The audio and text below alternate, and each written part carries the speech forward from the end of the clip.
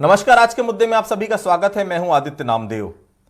Mission 2023 की तैयारियां हर तरफ शुरू हो रही हैं। काउंटडाउन भी साफ तौर पर नजर आ रहा है। सियासतदारों की जुबानी तल्खी इस बात का इशारा कर रही है कि छत्तीसगढ़ में अब चुनाव को लेकर पूरा माहौल टाइट हो चुका है। कोई चुनौती दे रहा है तो कोई 2018 के चुनाव परिणाम की याद दिला रहा है। इन सब के बीच आरक्षण और धर्मांतरण के मुद्दे जिंदा हैं। शायद ये मुद्दे चुनाव तक जिंदा भी रहेंगे, लेकिन जिस तरह की तल्खी पार्टी के शीर्ष नेताओं के बीच दिख रही है, उससे एक बात तो बेहद साफ है कि आने वाला वक्त इतना आसान न तो बीजेपी के लिए है और न ही कांग्रेस के लिए। वह भी तब जब बस्तर एक नए दौर से गुजर रहा है और सरगुजा सियासी उथल पुथल से घिरा हुआ है। तो क्या उसी चुनौतियों को कमतर करने के लिए जुबानी तल्खियां ज्यादा देखने को मिल रही हैं, या फिर वाकई में मुद्दे का भाव है? यह सवाल इसलिए पूछ रहे हैं क्योंकि सियासतदारों की सबसे बड़ी पंचायत में मुद्दे ना के बराबर उठे, और कुछ उठे भी तो सियासी सुर में दब गए। आज हम चर्चा इसी बात को लेकर करेंगे कि 2023 का चुनाव सिर्फ 15 बनाम 5 होगा, या फिर मुद्दे गिनाने में एक दूसरे के बीच शब्दों की सीमा लांघने की तैयारी होगी। चर्चा आज इस विषय पर 15 बनाम 5। हमारे साथ बातचीत करने के लिए 3 बेहद खास मेहमान जुड़ेंगे। उसके पहले चलिए आपको सुनवाते हैं पक्ष और विपक्ष आखिर इस पूरे मुद्दे पर कहते क्या है। 15 साल की भारतीय जनता पार्टी की नाकामियां हैं। जो उन्होंने 15 सालों में जनता को ठगा है। उन्होंने जर्सी गाय देने की बात थी, 12वीं पास पढ़े लिखे लोगों को नौकरी देने की बात थी, 2100 रुपया धान का समर्थन मूल्य देने की बात थी, 300 बोनस देने की बात थी। उन्होंने तो किया नहीं। हमारी सरकार ने 36 वादों में से लगभग 30 से अधिक वादे हमारी सरकार ने पूरा किया है। तो स्वाभाविक है 15 साल बनाम 5 साल का कार्य होगा, 5 साल भारी होगा, और 5 साल की उपलब्धियों पे 2023 में फिर से सरकार बनाने में सफल होंगे। कांग्रेस के अध्यक्ष मोहन मरकाम ने भारतीय जनता पार्टी के 15 सालों और कांग्रेस के 5 सालों की तुलना के आधार पर चुनाव मैदान में जाने की बात कहकर सेल्फ गोल कर लिया है। भारतीय जनता पार्टी 15 सालों में हमारे छत्तीसगढ़ प्रदेश के 13,000 प्रति व्यक्ति आय को लेकर 92,000 रुपए तक लेकर गई। 4,000 मेगावाट बिजली उत्पादन को बढ़ाकर 22,000 मेगावाट किया गया। किस पैमाने पर तुलना करना चाहते हैं? मोहन मरकाम जी को खुली चुनौती देता हूं कि उनके साथ डिबेट करने के लिए मैं तैयार हूं। वो कब आ रहे हैं इसको बताएं। हम गांव-गांव जा रहे हैं और मुख्यमंत्री जी के नाम पत्र लिखा रहे हैं कि मेरा नाम प्रधानमंत्री आवास की सूची में शामिल है। भूपेश बघेल जी मुझे प्रधानमंत्री आवास उपलब्ध कराएं।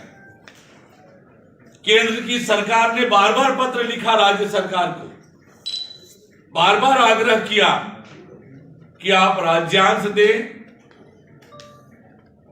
ताकि प्रधानमंत्री आवास गरीबों को मिल सके। चुनाव आने वाला है। जब समझो कि इस प्रकार का ड्रामा शुरू हो तो समझ जाओ कि चुनाव एकदम नज़दीक आने वाला है। अब जब पीएम आवास में जो दिक्कतें जा रही थी, सेंट्रल से जो हमारा लेनदारी था वो मिल नहीं रहा था, उस समय तो इनका ना कहीं धरना दिखा ना प्रदर्शन दिखा। जब हम लोगों ने राशि जारी कर दिया है, काम अब शुरू होने वाला है, तो ये लोग नया एक ड्रामा कि हम पीएम आवास के लिए हम आंदोलन कर रहे हैं और दबाव में आकर के सरकार ने किया। अरे सरकार ने तो कर दिया है, उसमें क्या रखा है? आपने कि क्या कुछ कहा पक्ष और विपक्ष ने। कोई चैलेंज दे रहा है तो कोई प्रधानमंत्री आवास की याद दिला रहा है, कोई ये कह रहा है भाई अब तो पैसे जारी कर दिए हैं, अब पुरानी बातों को क्यों याद कर रहे हैं। तो देखिए, चुनौतियां अपनी जगह है, लेकिन व्यक्तिगत हमले जिस प्रकार से बढ़ रहे हैं, ये निश्चित तौर पर ये लग रहा है कि शायद मुद्दों की कमी हो गई छत्तीसगढ़ में। क्या मुद्दे नहीं हैं? विधानसभा सत्र हमने देखा, एक दिन विधानसभा सत्र चला, दूसरे दिन कांग्रेस को प्रदर्शन करना था, तीसरे दिन बीजेपी को प्रदर्शन करना था। आखिर जनता के मुद्दे गए कहां? क्या वाकई में 15 बनाम 5 की लड़ाई रहकर ये सब कुछ सिमट जाएगा, या मुद्दे जनता के पटल पर भी आएंगे? आज इसी विषय पर हम चर्चा करेंगे। हमारे साथ चर्चा करने के लिए 3 बेहद खास मेहमान मौजूद हैं। हमारे साथ नितिन भंसाली जी हैं, कांग्रेस के वरिष्ठ नेता हैं, प्रवक्ता हैं, बहुत स्वागत करता हूं मैं उनका। हमारे साथ अमित साहू जी मौजूद हैं, पूर्व प्रदेश अध्यक्ष हैं, भारतीय जनता युवा मोर्चा के वरिष्ठ नेता हैं, भारतीय जनता पार्टी के, बहुत स्वागत करता हूं मैं उनका। राम अवतार तिवारी जी मौजूद हैं, वरिष्ठ पत्रकार हैं, बहुत स्वागत करता हूं मैं उनका। सबसे पहले तिवारी साहब के पास चलता हूं। तिवारी साहब, चुनौती तो मिलेगी, ठीक है, अब समय आ गया चुनौती एक दूसरे को दें, लेकिन व्यक्तिगत चैलेंज क्यों? सरकार की चुनौतियां, चलिए 15 साल हमने काम किया, 5 साल आपने काम किया, व्यक्तिगत चैलेंज बढ़ता जा रहा है। वो याद है ना आपको, मेरी कमीज जो है उसकी कमीज से सफेद, वही सब चीजें याद आ रही है। उसके शासन में धर्मांतरण हुआ, ये कहना है। अरे उस वक्त हुआ था तो उस वक्त इतना हल्ला तो नहीं हुआ, अभी हल्ला हो रहा है। उस वक्त एसपी का सिर तो नहीं फूटा था, अभी फूटा। जिम्मेदारी लेने के लिए कोई तैयार क्यों नहीं? तिवारी साहब यही लड़ते रहेंगे कि 15 साल आपने कुछ नहीं किया, हमने 5 साल ये किया। ये हो क्या रहा है तिवारी साहब? देखिए, ये एक रणनीति का हिस्सा है कि चुनाव को कुछ नेताओं के इर्द गिर्द ले जाके छवि को खराब करना या छवि बनाना, या नेतृत्व जो की कमी महसूस की जा रही है छत्तीसगढ़ में अलग अलग तरीके से, उस नेतृत्व में बताना कि हमारे नेतृत्व में काम हुआ है, उसके नेतृत्व में काम नहीं हुआ, उसका नेतृत्व खराब था और हमारा नेतृत्व बड़ा है। तो हमारे भारतीय राजनीति में नेतृत्व की बड़ी भूमिका रहती है। उस भूमिका को बताने की कोशिश आरोप प्रत्यारोप की राजनीति से हो रही है, पहली बात।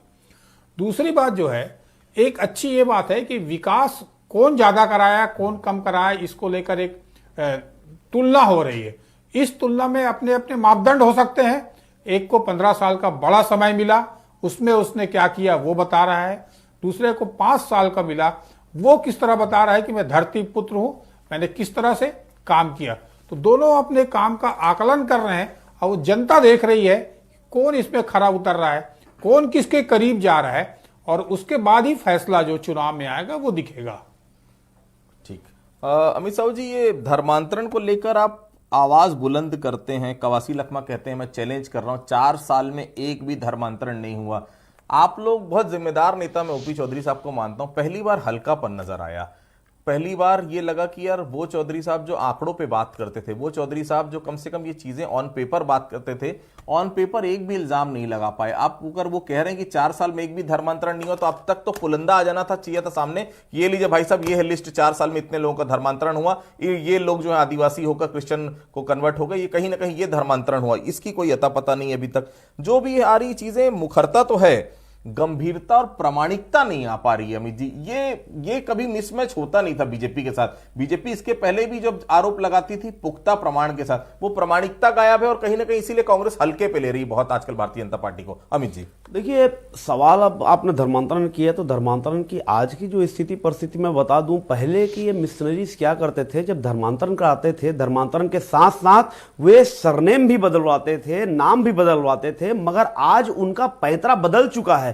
पहले वो एक प्रकार से जनजाति समुदाय में बड़ा प्रकोप के साथ इन्होंने धर्मांतरण उनका कराया, अब आज ओबीसी वर्ग को ये टारगेट करते हुए चल रहे हैं। मगर हम नारायणपुर की एक छोटी सी घटना हम अगर देखें तो वहां पर जनजाति समुदाय का जो एक अस्तित्व को लेकर, एक वन देव को लेकर, एक उनके संस्कृति को लेकर जो लगातार वहां ईसाई मिशनरीज उन पर हमला बोल रहे थे, उसी का नतीजा था वो। और आज अगर आंकड़ों की आप बात करें आदित्य भाई, मगर आज इनका पैतरा जो बदल चुका है, अगर वो धर्मांतरण करा रहे हैं कि अमित साहू नाम का अगर किसी व्यक्ति का धर्मांतरण करा रहे हैं तो उनके नाम को अमित केरकट्टा नहीं करेंगे, वो रखेंगे अमित साहू, ताकि वो उस समाज में भी रहे और उसको सरकारी सुविधा का भी लाभ मिले। ये पैंतरा बदल के काम करने लग गए हैं आजकल के जो मिशनरी हैं, और ये इसी पैमाने पर धर्मांतरण करते आ रहे हैं, जिसको वास्तविक में न सरकार पकड़ पा रही है और ना समाज भी कहीं पकड़ पा रहा है, सामाजिक आदमी भी। आप मान रहे हैं ना? नहीं, बिल्कुल सरकार की गलती है, सरकार को देखना चाहिए। आज जब कांग्रेस की सरकार जब आई है तो एक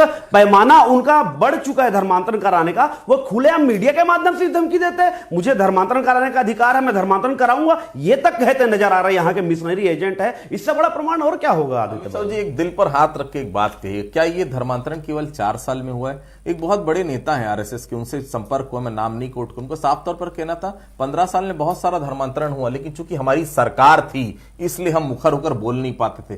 क्या सच्चाई नहीं इस बात पर? केवल 4 साल का धर्मांतरण ही है और कुछ धर्मांतरण नहीं हुआ आज तक। देखो, चोरी छुपे धर्मांतरण होता है, धर्मांतरण का खेल कभी खुलेआम नहीं होता। आज जिस प्रकार से इनके हौसले बुलंद हो गए हैं, खुलेआम ये धर्मांतरण कर रहे हैं, तो इससे तो साफ बाहर नजर आ रहा है ना। तो सवाल यही है। नितिन जी, ये लाख इंकार कर लीजिए आप लोग, लेकिन कुछ क्षेत्र में तो निश्चित तौर पर आप लोग जो हैं वो मैनेज नहीं कर पाए, फेलियर साबित हुए। उसी परिस्थिति का परिणाम था आरक्षण, उसी परिस्थिति का परिणाम है धर्मांतरण। क्या ऐसा नहीं लगता कि कुछ और प्लानिंग करके बैठे थे कि पूरा ठीकरा आरक्षण का बीजेपी के ऊपर फोड़ देंगे? धर्मांतरण का मामला आप सोच रहे थे बहुत जल्दी मैनेज हो जाएगा, धर्मांतरण की आग में बस्तर जल रहा है, तो क्या ये माना जाए कि प्लानिंग पूरी चौपट हो गई कांग्रेस पार्टी की? नितिन जी, कांग्रेस अपने काम को लेकर जनता के बीच जाती है और कांग्रेस अपने काम को लेकर ही विधानसभा चुनाव जो 2023 में होने वाले जनता के बीच जाएगी। ये कोई मुद्दा ही नहीं है। धर्मांतरण जहां पे चुनाव होते हैं वहां भारतीय जनता पार्टी का एक एजेंडा होता है कि किसी तरीके से राम रहीम गौ माता इन सारी चीजों का वहां पर धर्मांतरण धर्म परिवर्तन इन चीजों का जिक्र करके वहां पर फूट डालना, सांप्रदायिकता फैलाना, भाई से भाई को लड़ाना, तो ये इनका एजेंडा है जिसमें ये छत्तीसगढ़ में तो सफल नहीं हो पाएंगे, ये मैं दावा करता हूं। वरिष्ठ मंत्री कवासी लखमा जी ने कहा, चैलेंज की, ओपी चौधरी जी जवाब नहीं दे पाए, मेरे साथी प्रवक्ता जवाब नहीं दे पाए, वो बोले सरनेम चेंज नहीं करते। बड़ा हास्यास्पद लगता है इनकी बातों को सुनकर, ऐसा लगता है कॉमेडी शो में बैठे, कॉमेडी शो में बैठे हैं। ऐसा नहीं है भाई, आपके आप जो है आप मुद्दों पे यदि बात कर रहे हैं तो समझ में बात करो भाई। चलिए, मुझे इस पर नहीं जाना कि इन्होंने क्या। बोलना चाहूंगा मैं जी जी, सुप्रीम कोर्ट ने कल ही कहा है कि पूरे देश भर में धर्मांतरण हो रहा है। ये बड़े चिंताजनक, खुद सुप्रीम कोर्ट ने चिंता जारी की और केंद्र सरकार से इसकी रिपोर्ट मांगी है और क्या विकल्प है ये भी मांगा है। तो एक राज्य में हो रहा है ऐसा धर्मांतरण नहीं है, पूरे देश भर में हो रहा है। कैसे हो रहा है ये अलग अलग व्याख्या, और केंद्र सरकार इसमें प्रस्ताव ला रही है कि किस तरह से उसको रोका जाए। जो भी लोग धर्मांतरण होते हैं उनको सरकार का सुविधा ना मिले, ये मांग जोर शोर से उठ रही अलग अलग क्षेत्रों में। एक और बात, दूसरी बात कि पहली बार है कि पिछड़ा वर्ग बड़े पैमाने पर, साहू समाज खासकर, वो तेजी से धर्मांतरण कर रहा है। तो क्या कारण है? अकेले सरकार की बात नहीं है, इसमें समाज प्रमुखों को, धर्माचार्यों को भी इसमें रुचि लेनी चाहिए और देखना चाहिए कि ऐसा क्यों हो रहा है। नौदर जी, लेकिन बात वही है, हम 15 साल बनाम 5 साल की चर्चा कर रहे हैं। देखिए, आ गया वही आरक्षण और धर्मांतरण। वही तो मैं कह रहा हूं, क्या भारतीय जनता पार्टी के पास 15 साल काम गिनाने जो उन्होंने किया वो गिना नहीं सकती? कांग्रेस जो 5 साल में शासन की, भ्रष्टाचार का आरोप लगाते हैं, तमाम चीजें कहते हैं कि ये काम नहीं हुआ, एक ढीला भी नहीं, एक ईंट तक नहीं रखी गई, इस पर चर्चा नहीं हो सकती? फिर घूम फिर के हम आरक्षण और धर्मांतरण, क्या यही दो मुद्दे रहेंगे केवल 2023 में? अमित जी, नहीं, बिल्कुल। आज हम 2018 से अगर 4 साल की इनकी कांग्रेस की बात करें और 15 साल की हमारे भाजपा की बात करें, तो इसी छत्तीसगढ़ को भारतीय जनता पार्टी ने बनाया, विकसित राज्य के रूप में स्थापित किया। आज पूरे भारत देश में एक दौड़ता छत्तीसगढ़ भारतीय जनता पार्टी ने बनाया, मगर 2018 से उसी छत्तीसगढ़ को एक रेंगता हुआ छत्तीसगढ़ बना दिया, बीमारू छत्तीसगढ़ बना दिया, धर्मांतरण का छत्तीसगढ़ बना दिया, छत्तीसगढ़ बना दिया, महिलाओं पे अत्याचार का छत्तीसगढ़ बना दिया, बोली का लोक कला संस्कृति, यहाँ की गौतम योजना, यहाँ की राजीव गांधी न्याय योजना और यहाँ की विभिन्न योजनाओं के नाम से छत्तीसगढ़ मॉडल के नाम से जाना जाता है। ये नक्सलवाद के नाम से नहीं जाना जाता। गढ़बो नवा छत्तीसगढ़ गढ़ा है इन्होंने, अपराध का नवा छत्तीसगढ़, लूट का नवा छत्तीसगढ़, महिलाओं पे अत्याचार का नवा छत्तीसगढ़, धर्मांतरण का छत्तीसगढ़ गढ़ दिया कांग्रेस ने छत्तीसगढ़ को। बिल्कुल बोलिए भाई, ये बोल लिया ना आपने, पूरा प्रवचन आपका कंप्लीट हो गया। तो आप चालू कर लीजिए प्रवचन। नहीं, आप चालू कर लीजिए प्रवचन। जो पार्टी का पक्ष जो है जनता भी देख रही है, ये जो जनता भी 15 साल लूट, 15 साल क्या किया कमीशन। अरे भाई, तुम्हारे पूर्व मुख्यमंत्री डॉक्टर रमन सिंह लूट के रायगढ़ की कार्य समिति की बैठक में बोले थे 1 साल कमीशन लाना बंद कर दो। अभी तो वो पोस्टर से गायब है, होर्डिंग से गायब है, मंच से गायब है। बताओ यार, चेहरा कौन है तुम्हारे पास? बताओ कौन चेहरा है? भाजपा में कौन चेहरा? अरे बताओ ना भाई, क्या पूरा किया? चलो बताओ, शराबबंदी का कौन सा वादा किया चेहरा था, है? महिला परेशान है। अच्छा चलो, शराबबंदी के सहयोगी हो गया, शराबबंदी के पक्षधर हो गया। अरे मेरे सवाल का जवाब तो दे नहीं रहे हो। चलो ना, अभी शराबबंदी पर बात करते हैं। शराबबंदी के पक्षधर हो गया। ओ अमित भाई, शराबबंदी के पक्षधर हो गए, नहीं बोलेंगे अब है पक्षधर। क्या किया 4 साल में? अरे 4 साल में आपने नाम नहीं दिया कमेटी में, हम तो कर ही रहे हैं उसको रद्द करने अमित जी, की। आपके सत्यनारायण शर्मा जी ने कमेटी के जो अध्यक्ष बने शराबबंदी समिति के। ठीक है, कोरबा का वो नजारा भी मेरे को याद है, जब वो भारतीय जनता पार्टी का मफलर लगा के वो वहां पर शराब पी के वो शराबबंदी वाले कार्यक्रम में गया था। ये सब देखिए, ये सब चीजें चलती रहेंगी। अमित जी, अब जिस तरह की तैयारी शुरू हो गई चैलेंज वाली, ली, आप नहीं मानते कि बीजेपी में कुछ कमी है? प्रामाणिकता जरूरी, क्योंकि जनता आपको देख रही, जनता का मुख्य साथी होता है विपक्ष। जनता ये मानती है कि हमारे मुद्दे अगर कोई उठाएगा, सरकार से वो एक्सपेक्ट नहीं कर सकता। कुछ कमी है तो विपक्ष उसके जरिए सवालों को सामने लगेगी। प्रामाणिकता कमी है, क्यों? डेप्थ क्यों नहीं आ पा रही? जो आरोप आप लोग लगा रहे हैं, कम से कम प्रामाणिकता होनी चाहिए, दस्तावेज होनी चाहिए, ताकि लोग उस पर भरोसा करें।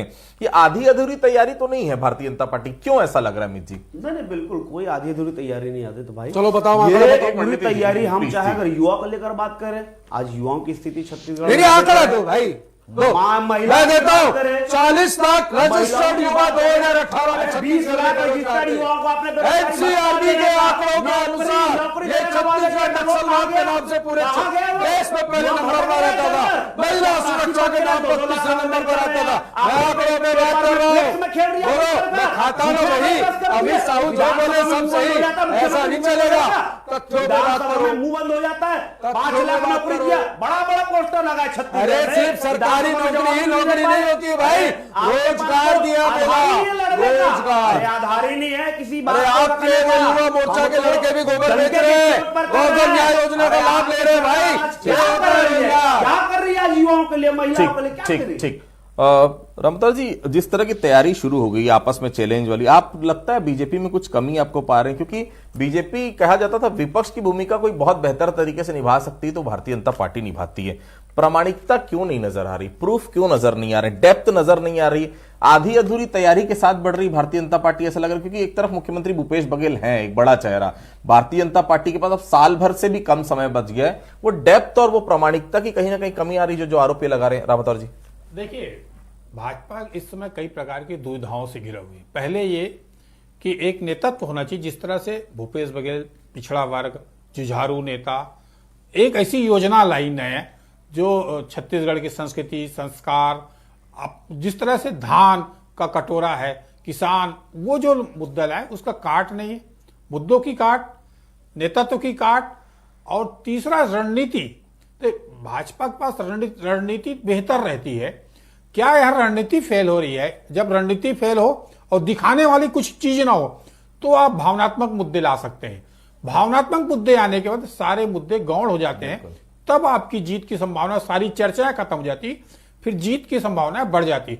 तो क्या हम भावनात्मक मुद्दों की तरफ जाएंगे या जनता से जुड़े मुद्दों की तरफ जाएंगे, उनके जीवन बेहतर बनाने, जो राजनीतिक परंपरा जो होती है, सुचिता की जो बात की जाती है, उस तरफ जाना चाहते हैं, या हम इसी आधार पर चुनाव जीतना चाहते हैं? तो ये रणनीति हिस्सा है या कामकाज को दिखाएंगे कि जनता का बेहतर विकास हुआ है, छत्तीसगढ़ संसाधनों से भरा है, यहां और विकास हो सकता है। देखो, विकास का देखने का नजरिया भी अलग हो सकता है। हम बड़े बड़े गगनचुंबी इमारतों को अपना विकास मानते हैं, या व्यक्ति को विकास मानते हैं, या गांव को विकास मानते हैं? हमारा पैमाना क्या है और किसको दिल में आ रही बात कि कौन किस तरह से विकास कर रहा है?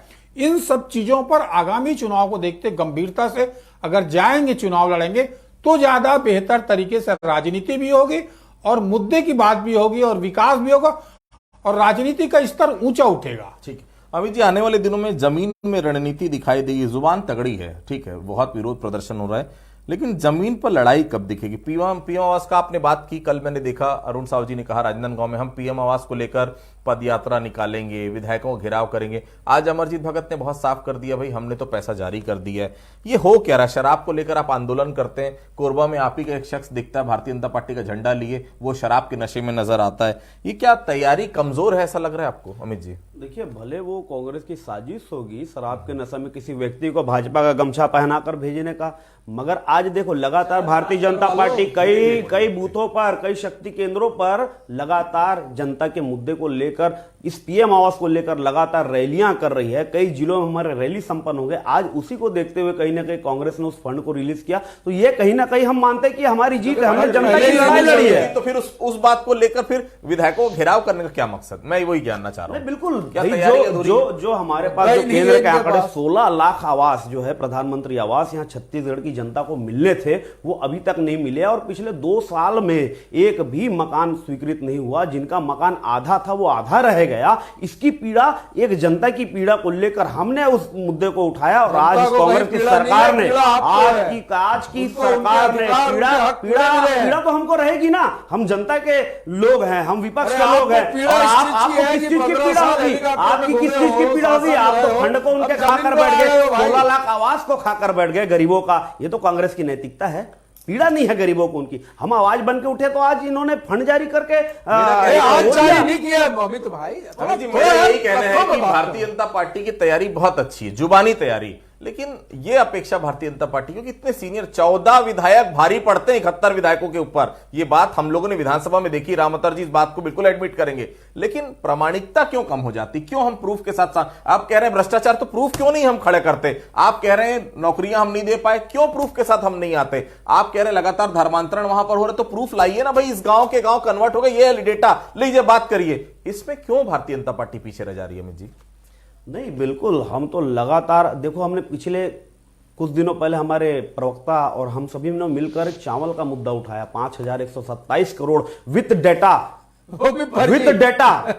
लाया। फर्जी प्रूफ के साथ हम हर चीज को रख रहे हैं। मामला ही साफ हो गया भाई। अरे आप लोगों ने, आप तो चावल चोर की श्रेणी में आ गए जी। चावल वाले बाबा, चावल वाला छत्तीसगढ़ की बात पूरा देश कहता है, मगर गरीबों का चावल खाने वाले मुख्यमंत्री, अरे मुख्यमंत्री ने चावल चोरी कर लिया, धान चोटा चोरी कर लिया। भारतीय जनता पार्टी ने वो कुटकुड़ी को डाला, वो नान को डाला, उसका स्कूटर, साइकिल, लूना, रिक्शा के भाई, रिक्शा के नंबर में चावल और धान का परिवार हुआ था।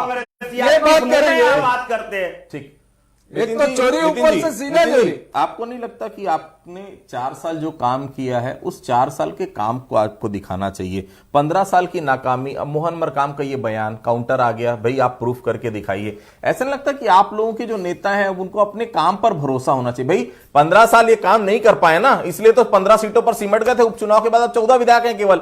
आप अभी भी ये गिना रहे हैं कि 15 साल में ये नहीं हुआ। शिव डहरिया का बयान अक्सर मैं देखता हूं, रमन सिंह ने ये, अरे रमन सिंह ने जो किया जनता ने जवाब दे दिया। जनता अब आपकी तरफ देख रही है, इतना बड़ा मैंडेट आपको दिया। दूसरी बात, आपको कोई ये नहीं लगता कि जब आप 4 उंगलियां दूसरों की तरफ उठाते हैं तो 1 उंगली आपकी तरफ भी उठती है? कमजोरी का जवाब क्या केवल कमजोरी से ही देना चाहेंगे आप नितिन जी? तो पहली बात ना, आदित्य जी उंगली नहीं हाथ उठाते हैं, ये हमारा निशान है, पंजे का निशान है। आपने कहा हमने क्या काम किया। इन्होंने आदिवासियों की जमीन को उद्योगपतियों को दे दिया था। सबसे पहले सरकार बनते ही हमने आदिवासियों को उनकी जमीन वापस दिलवाई। नक्सलवाद में कमी हुई। अरे रुक जाओ, ये आरक्षण, फिर आरक्षण पे आ गया, उल्टा चोर कोतवाल को डांटे।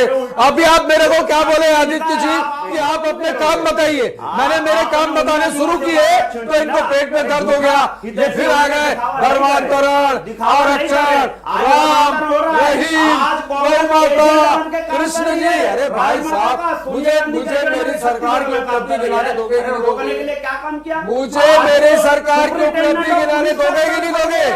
नहीं दोगे, मुझे मालूम है। ये जनता देख रही है हमें, ये टीवी पे हमें जनता देख रही है। सुन लीजिए आप सब, मैं मेरी जनता की उपलब्धियां बताना चाहता हूँ, ये मुझे बताने नहीं दे रहे क्योंकि इन्होंने कुछ नहीं किया।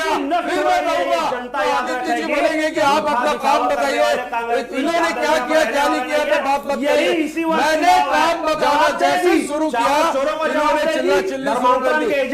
साबित होता है कुछ नहीं किया, कुछ नहीं किया इन्होंने। इनको भाई 23 में भी साफ हो और 24 में भी बोरिया बिस्तर लपेट में, केंद्र से भी आप लोग। कांग्रेस साफ है, चिंता नहीं है, कांग्रेस साफ है 23 में। किसानों का कर्जा माफ है, बिजली बिल हाफ है, भाई कोई साफ नहीं है। 2 साल का बकाया बोनस देने का रामवतार जी फाइनल ठीक आदिवासी को गाय देंगे बोले थे, 500 रुपए बेरोजगारी भत्ता देंगे बोले थे। नितिन जी, रामवतार जी फाइनल कमेंट, क्या कमी पा रहे हैं कुछ तैयारी में? क्योंकि अब 9 महीने का समय बच गया। अब जितना मुद्दे हम लेकर आएंगे, विधानसभा का सत्र भी भेंट चढ़ गया हंगामे की। जिम्मेदार पक्ष भी है, जिम्मेदार उतना विपक्ष भी है। जनता जाएगी तो जाएगी कहां रामवतार जी? देखिए, मुद्दों के अलावा भाजपा एक सदी रणनीति के तहत भी चल रही है। वो संभागवार, जिलेवार अलग अलग मुद्दे ये लड़ाई लड़ रही है, उसके नेतृत्व ने तैयारी एक तरह से शुरू कर दी है। दूसरी तरफ जो है कांग्रेस अपने सरकार है, सरकार का जनमत संग्रह है, क्योंकि सरकार में कांग्रेस है। कांग्रेस को अपने कार्यकर्ताओं को, अपनी योजनाओं को और अपनी काम की शैली को ये लेकर जनता के बीच जाएंगे, तो दोनों अलग अलग मुद्दों को लेकर जाएंगे। इस मुद्दों के बीच जो है जनता का क्या निर्णय आता है, ये महत्वपूर्ण बात है। देखिए, इसमें भावनात्मक मुद्दों से दरकिनार करते हुए विकास के मुद्दों पर और अपनी योजना क्या, मैं क्या कर सकता हूं आगामी 5 साल में, इसको लेकर अगर दोनों दल जाएं और उस पर बहस हो तो और उसको उसमें पारदर्शिता बढ़ते हुए काम करें तो ज्यादा बेहतर होगा। अन्यथा आरोप प्रत्यारोप की राजनीति और रणनीति और दल बदल जैसे अनेक जो राजनीति में बुराइयां हैं उसकी तरफ न जाते हुए एक स्वस्थ तरीके से स्वस्थ राजनीति और रणनीति के साथ जाए तो अच्छा चुनाव होगा। देखिए, 15 बनाम 5 का फैसला तो जनता करेगी। 2023 का चुनाव बहुत ज्यादा समय नहीं रह गया, कुछ ही महीनों का समय है, लेकिन हाँ 15 साल में आपने क्या किया, 5 साल में आपने क्या किया, ये सब चीजों को अगर आप जनता के पास लेकर जाएंगे तो शायद ज्यादा बेहतर होगा। आरोप प्रत्यारोप तो राजनीति में चलता है, चलता रहेगा, लेकिन जनता काम पर भरोसा करती। 15 साल का शासन भी जनता ने देखा, नतीजा आपने देखा, विपक्ष में बैठी भारतीय जनता पार्टी।